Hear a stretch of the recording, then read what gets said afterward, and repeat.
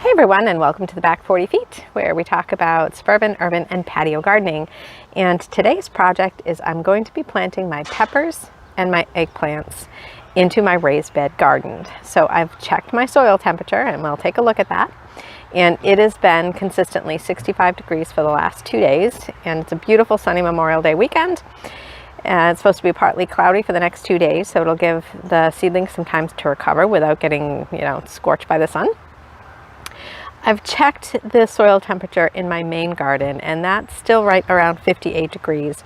The main garden is usually where I put my tomatoes, so that's still a little bit cool for the tomatoes, but some of my tomato plants are getting really tall, so I might consider putting some of them in with some different type of season extenders that can be used for tall plants. So here we go, we got a good check on the soil temperature, and gosh, that's almost up to 70 degrees, but it's also the middle of the day. And in the morning, it's definitely been 65. And if we take a pan over here and see how the rest of the garden is doing, so we can see that the greens are doing really well. My salads, Swiss chard. Over here are my kale plants that look like they're doing pretty good. And that giant bush is that kale that over-seasoned.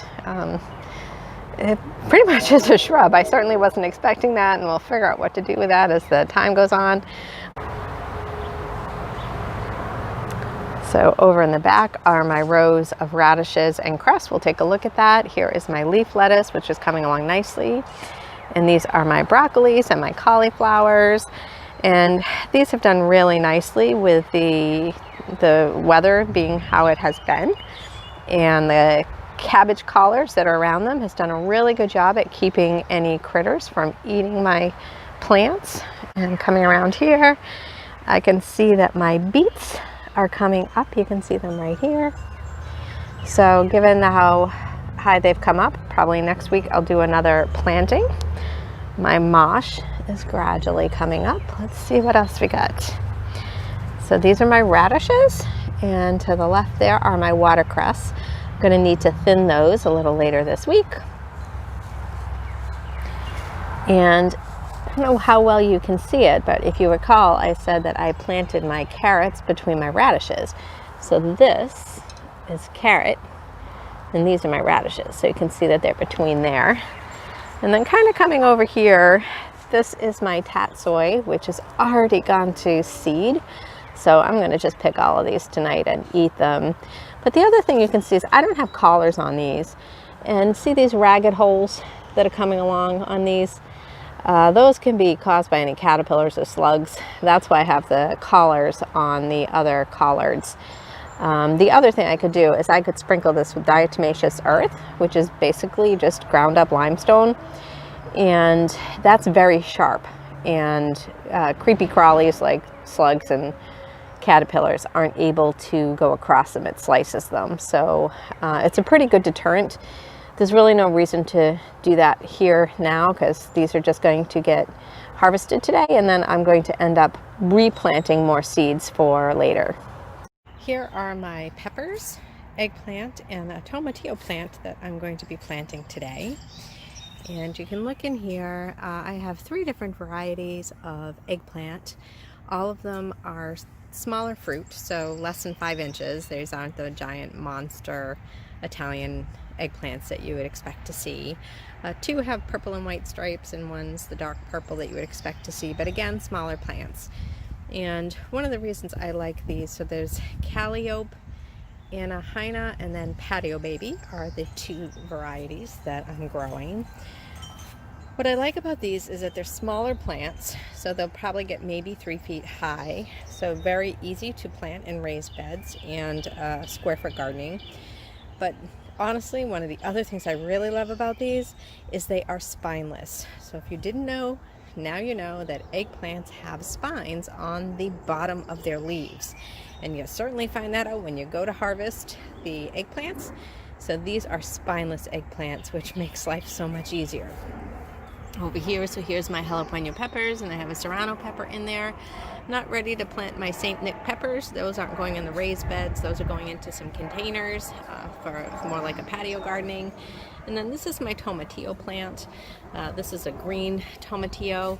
I love tomatillos to grow to attract native bees. They love tomatillos. They're a yellow flower and it's just always buzzing. So even in New England, you know, we're lucky if we get any usable tomatillos at the end of the season because it's a very long growing crop. I grow them so that bees can have flowers all the way through to almost October before this plant dies. So it gives another source of nectar and pollen for the bees. Here I have my peppers and eggplants all lined up and prepared for the garden. So in square foot gardening, an eggplant or a pepper plant can be in 1 square foot. So given that my metal bed gardens are 3 feet by 2 foot blocks, I have 3 in each at the back. And in the front, I'll end up planting things that are lower growing, like bush beans and lettuce. But I have this all plotted out, and also conveniently my season extenders will be able to fit over these. So it's still getting to the 40s at night in New England, and that's still a little chilly for these, but the soil temperature should be warm enough. So I might use the season extenders for a couple of nights just to get them adapted out of the greenhouse. And I think that the forecast later this week is that we should be getting nighttime temperatures closer to 50s. So at that point I can take the extenders down.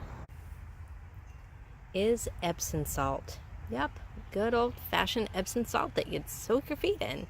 You can see here it's magnesium sulfate. Peppers like magnesium to be added to their diet, and this is a great way to do that. So I learned from an old Italian guy to put 1 or 2 tablespoons of Epsom salt in the hole that you're going to be putting your pepper, and you'll get better pepper plants. And he's been right. You can definitely see it in the color of the leaves. So this is a way to help manage and mitigate any nutritional deficiencies that you could have with your peppers. There's the Epsom salt into the hole that's ready for pot. I'm just going to give that a little bit of a stir and get my peppers in there.